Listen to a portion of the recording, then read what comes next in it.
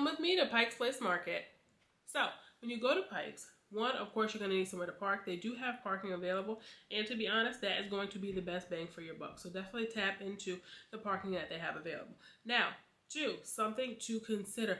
It is very crowded. So, since it's fairly crowded, keep in mind they service not only tourists, but also the locals as well. It is a market. So at the end of the day, they will have like fish, seafood, flowers, a lot of to-go meals, other knickknacks, leather making, variety of leather goods, other tchotchkes, variety of vendors, of course, on the street that are kind of like right outside of Pike's Place Market, spices, seasonings, things of that nature. So it's crowded. So anything that you'd kind of be concerned with losing, i.e. like a pickpocket kind of deal, wrap it up.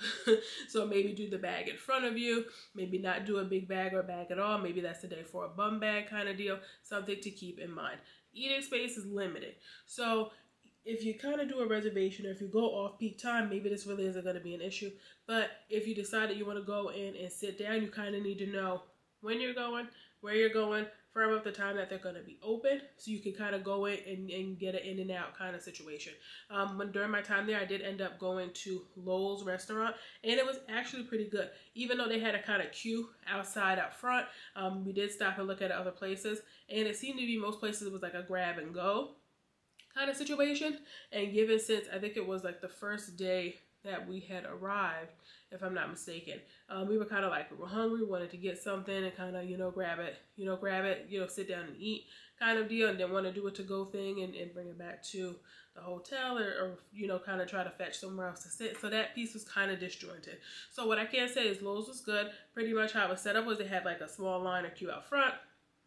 We made it maybe 10 minutes or so, came around, you saw the menu options, you ordered, you paid first, and then you went, you got a seat, they gave you a number, and then they brought over the food shortly after. Again, it's right on the water, so you can see, of course, the ocean, the boats.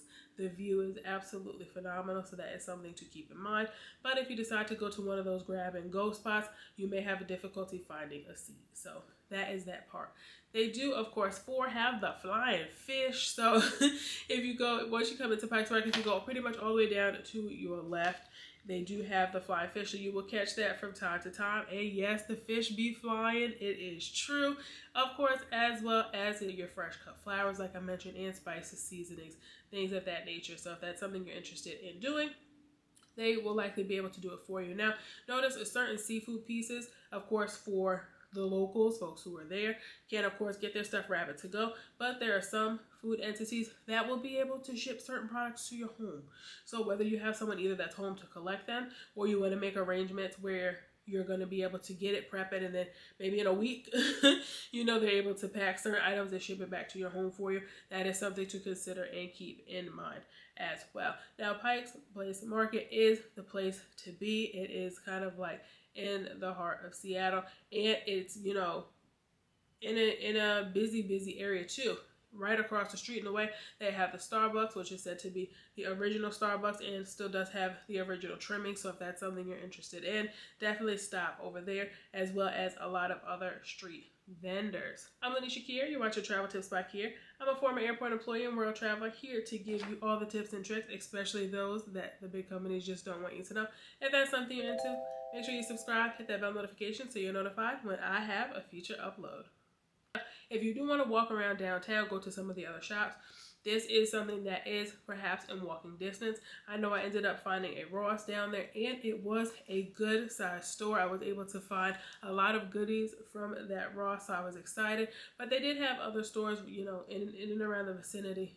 Target, a few other places that you probably have in your hometown, which is nice to have some familiarity with, going to another place and being able to see certain areas. And of course, to be able to check out some good food and or thing new.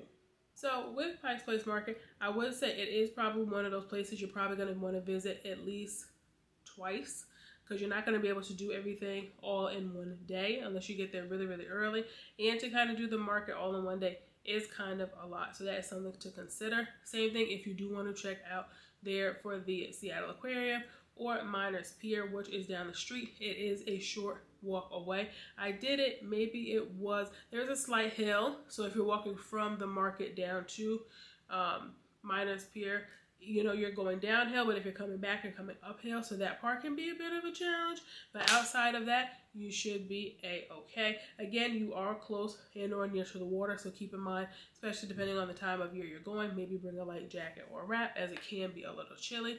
But other than that, Pike's Place Market is the place to be, and I think you will enjoy yourself. Definitely let me know if you have been to Pike's Place Market. What are you interested in seeing? What do you expect to see? Or do you want to get something custom made? I know myself, I did decide to go the leather goods route. I did get a couple belts made, and that's something, of course, that I still have today. So more specifically, they're able to go do it. You pick out your leather, your hardware, the straps, pretty much everything. They also had, bracelets, they had handbags, and a variety of other tchotchkes that I think you will, of course, love. Definitely let me know down in the comments if you are headed over to Pike's Place Market, or if you've been to Pike's Place Market, what was your favorite item or thing about Pike's Place Market, and what did you feel you probably would have done differently?